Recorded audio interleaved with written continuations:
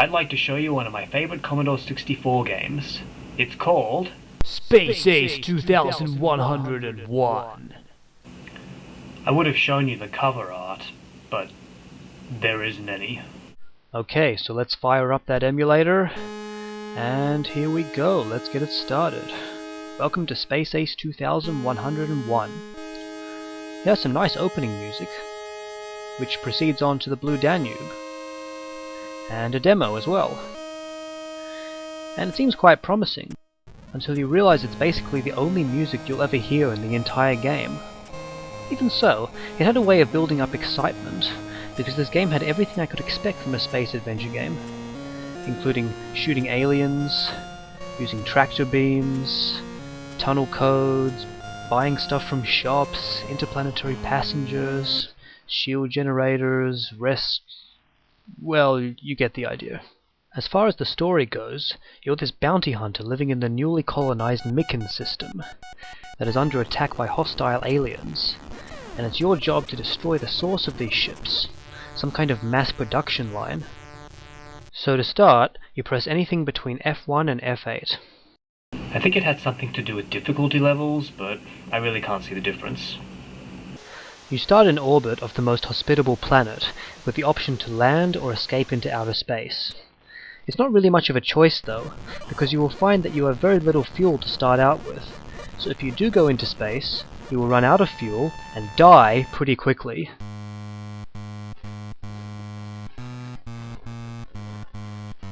Oh yeah, and every time you die, you will hear that death music and be told why you died. So anyway, let's land. Obviously, the first thing that you will need to do is get some fuel, and as luck would have it, the fuel station is not far away. So let's just land. Then you're presented with this screen, where you have to buy fuel in units by hitting F. Instead of seeing your fuel gauge, all you see is a message saying that your tank is either not full or full. Why they did this I can't imagine, probably just lazy. Anyway, the best approach is just to spend all your cash on fuel, so let's do that. At this point in the game, you need to be shooting aliens and collecting bounties so that you can buy things to upgrade your ship. Each alien ship destroyed is worth $200, and you can see how much you're making by checking your stat report. Oh wait, what the? $2,000 fine? You're not supposed to shoot the blue aliens? Well, how is anyone supposed to know that? It's true that these blue alien ships don't shoot at you, but they're still a nuisance because they often get in your way. It's a good idea to have things that you're not allowed to shoot because it means that you have to be more careful and not just shoot everything that moves. But who are these blue aliens? Does this mean that there are good aliens and bad aliens coexisting? I don't know, because they're never actually spoken of. But still, $2,000 fine, holy whack! That means that I have to shoot 10 red aliens just to pay it off. Yikes! But as I was saying, the safest way to earn cash is just to fly around the planet and shoot aliens as they appear. This wouldn't be too bad, except that sometimes it can be ages before you even see an alien. Most of the time, it's like this.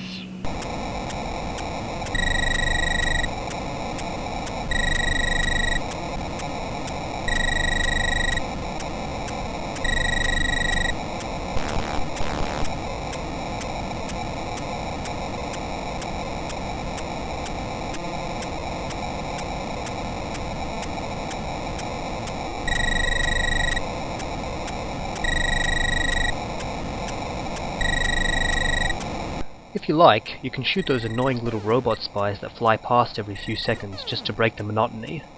They're worth $20, which won't get you very far once you see the price of items. So let's go check out a shop.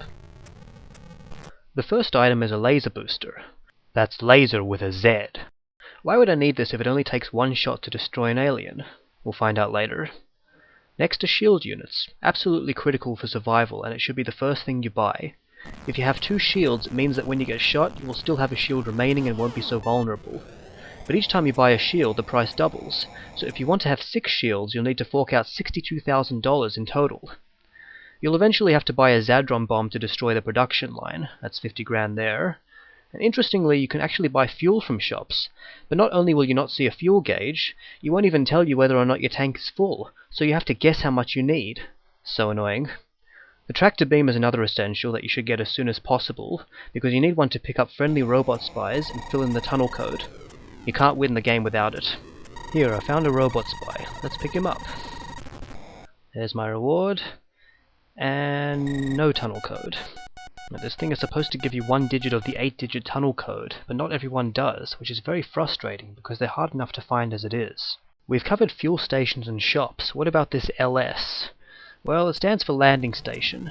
This is where you start when you come out of orbit and land on a planet. When you land here, all bounties will be paid and fines will be collected. Do not land here if your fines exceed the sum of your bounties in cash. This is what will happen. There's that death music again.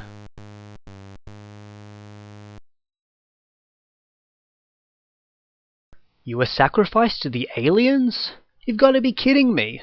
I mean, I'm the only guy who is actually doing anything about these aliens. I don't see any other ships out there fighting.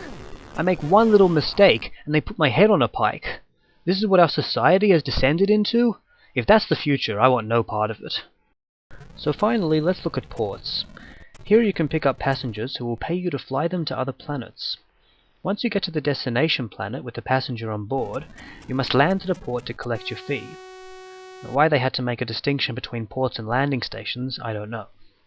The further away the planet, the higher the fare, which makes sense, but strangely enough, you can actually choose a passenger with a destination of the planet you're actually on.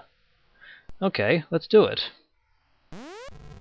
And we land again. There, fee collected. I hope you enjoyed the flight. The way I see it, that's just sloppy, lazy programming. Okay, so we've got a passenger for Cretan, the closest planet to the Sun, so let's go there. To leave the planet, you simply fly to the top of the screen, and then press E to escape orbit. But I think we should stop it there and give it a break. So join me in part 2 for the conclusion.